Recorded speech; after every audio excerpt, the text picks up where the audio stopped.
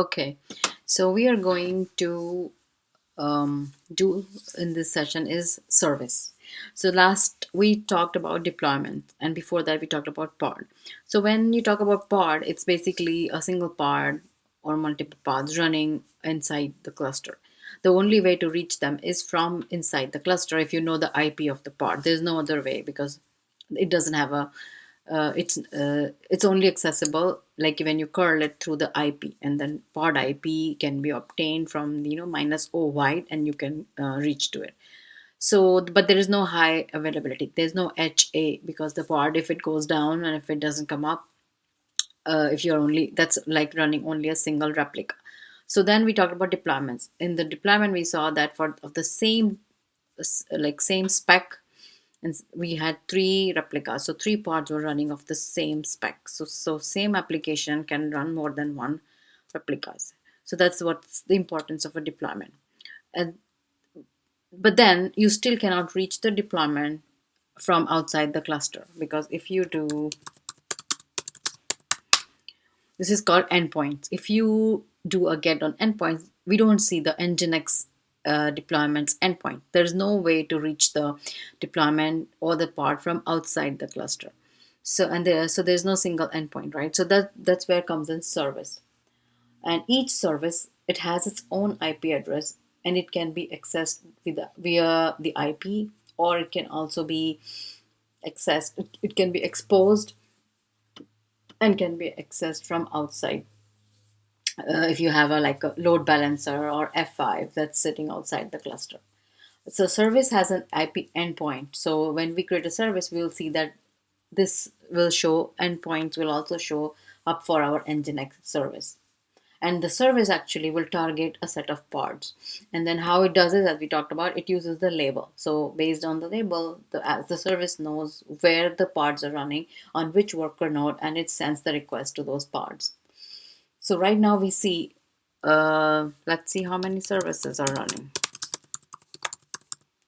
There is no service except Kubernetes, and just checking for others. There's a default that runs in the default. Kubernetes and Kubernetes are the only two services running. So what we're going to do is we will create a service, and I have a YAML that we can use.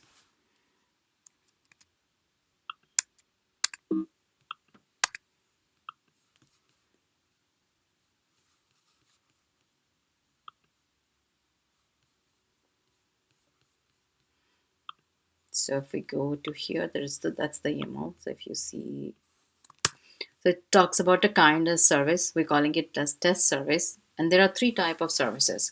In this case, if you see type, it's cluster IP. There is a cluster IP, there's a NodePort, and there is a load balancer.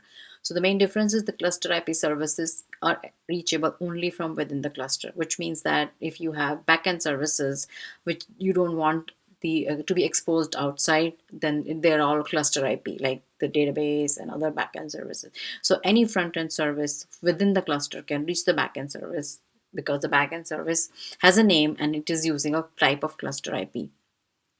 Then another case, it's NodePort. In the case of NodePort, the service gets exposed to all the nodes in the cluster. So the way to reach the service from outside will be using the explicit node name on the port. That's why it's called NodePort. And the third one is the load balancer, which is typically used in a cloud environment where you can map your load balancers, like from Amazon Cloud.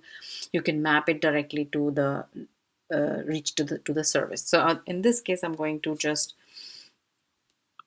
create a service. I will call it test service.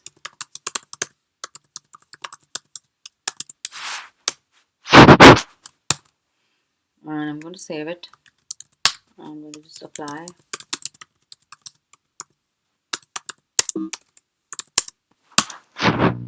Okay, now if I see get services, SVC is a short form. So you see we have a test service. So this test service has a cluster IP and it's running on port 80. Now even if now I do endpoints, you can clearly see that this test service has three, and all these three are the pods. So if I do kubectl get pods minus O wide, So my three pods for the Nginx deployment are running on 7, 8, 9, and these that's what these endpoints are: 10.244.1.7, 1.8, and 1.9. So the service, when you hit a service, it knows that I have three endpoints and each pod has an endpoint. So that's the pod IP and the port. So when the request comes to the service, it will route it to one of the pods. So that's how the service comes in the picture. So now in Okay, so we talked about the cluster IP. So cluster IP is a service which is available within the cluster, and it's mostly used for backend like database and other services where we don't need any external um, requests coming into the service. Now I'm going to show the same service. I'm going to delete it and create a NodePort service. So if you see the service is running, it's called test service. So I'm going to do a delete.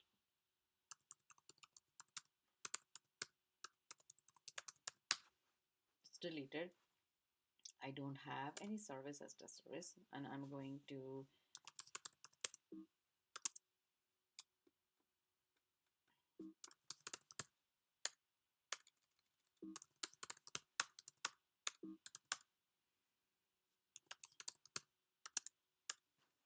edit it based on the spec from NodePort.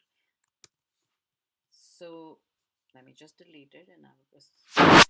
So basically, what is a NodePort service? NodePort service, if you see over here, it's a service type which allows the connectivity from outside the cluster, and by giving, and so the service makes itself available on all the nodes which in the cluster, which means in our cluster we have three nodes.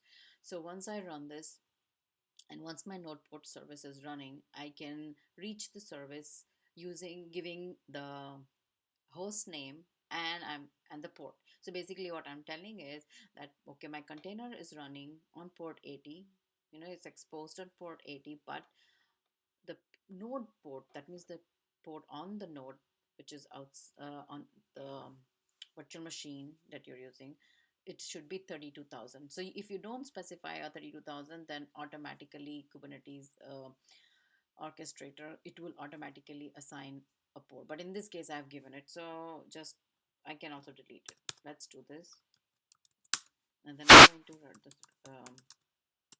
apply it, and the service got created, and if I see it's running now, it assigned itself port 32,061 and the service is running. If I do the endpoints, so as you can see, the endpoints exist, and they are the three containers which are running, the pods, I mean, and the service will route the traffic to them. The last service type is load balancer, and load balancer is typically used in a cloud environment. For example, if you have set up a cluster in the cloud, AWS or Google Cloud or Azure, and the load balancers of the cloud, like ALB in the case of AWS, it will point to the service endpoint directly. So that's it for service, and we will talk in the next sections some other stuff we'll explore, especially the networking piece in the Kubernetes world, and then storage is very critical, is very important. Okay, so I'm going to quickly show the NodePort service.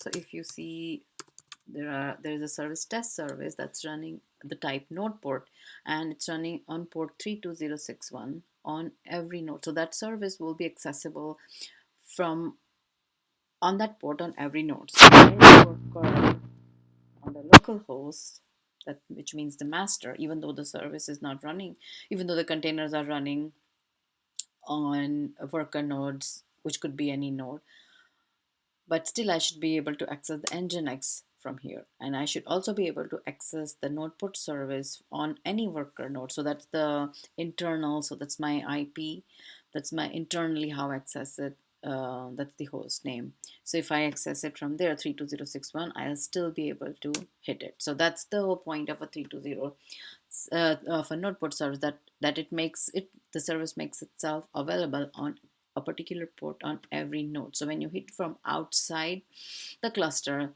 a curl or to HTTP, the external DNS name, of your, or exactly your node name. Like this one is my internal because it's private, but if this is accessible publicly from the internet, and if I give its full FQDN for the node, and if I put my port, I will be able to access my